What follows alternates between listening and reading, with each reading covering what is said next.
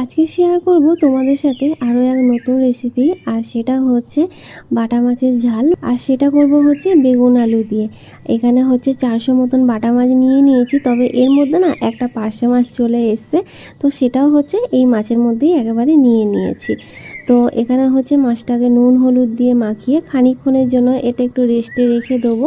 নুন হলুদটা মাখিয়ে রাখলে মাছের স্বাদটাও আসে ভালো তাতে। এখানে হচ্ছে বেগুন আলু কেটে গুছিয়েও নিয়েছি, আর একটা নিয়েছি মিডিয়াম সাইজের টমেটো। মাছটা হচ্ছে কড়া করেই একটু ভাজবো ছাকা তেলে। এখানে হচ্ছে কড়ার মধ্যে তেল ভালো করে গরম করে নিয়েছি, এক এক করে সমস্ত মাছগুলো একটু ভালো করে ভেজে নেবো। মাছটা ভাজতে ভাজতে এদিকে হচ্ছে মশলাটা রেডি করে নেবো। 1 চামচ মতন গোটা জিরে নিয়েছি, অল্প একটু আদা কুচি, অল্প একটু ধনে পাতা নিয়েছি, আর তার মধ্যে নিয়েছি সাদা কালো সর্ষে প্রায় 2 চামচ মতন নিয়েছি।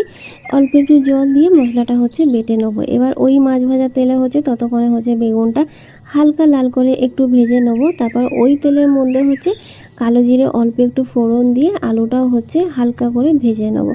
খুব বেশি ভাজার দরকার নেই, একটু হালকা করে ভেজে নিলেই হয়ে যাবে। তারপর বাকিটা তো মশলা কষতেই হয়ে যাবে।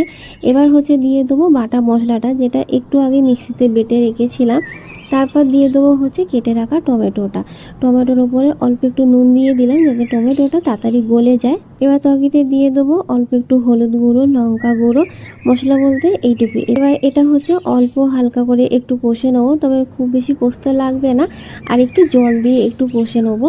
আমি কিন্তু একবারই জল দিয়ে একটুখানি কষেছি, খুব বেশি কষিনি, কারণ এতে সর্ষে আছে বলে। এবার হচ্ছে পরিমাণ মতন জল দিয়ে হচ্ছে ঝোলটা ফুটতে দিয়ে দেবো, আর তার সাথে দিয়েছিলাম বেশ কটা কাঁচা লঙ্কা। হালকা করে একটু ঝাল করার জন্য ঝোলটা ফুটে এলে দিয়ে দেবো ভেজে রাখা বেগুনগুলো। তারপর দিয়ে দেবো হচ্ছে ভেজে রাখা মাছগুলো এক এক করে। মাছটা দিয়ে না খানিকক্ষণ একটুখানি ফোটাবো ঢাকা দিয়ে। ঝোলটা বেশ গামাখা হয়ে এলে দিয়ে দেবো হচ্ছে নামানো মুখে বেশ একটু ধনেপাতা। এই তরকারির মধ্যে একটু ধনেপাতা দিলে একটু বেশি ভালো হয়। তরকারি কিন্তু আমার এখানে মোটামুটি রেডি হয়ে গেছে। বাড়িতে একবার এভাবে বানিয়ে খেয়ে দেখো, তরকারিটা কিন্তু দারুণ হয়। আর আজকের রেসিপির ভিডিওটা তোমাদের কেমন লাগলো অবশ্যই জানিও।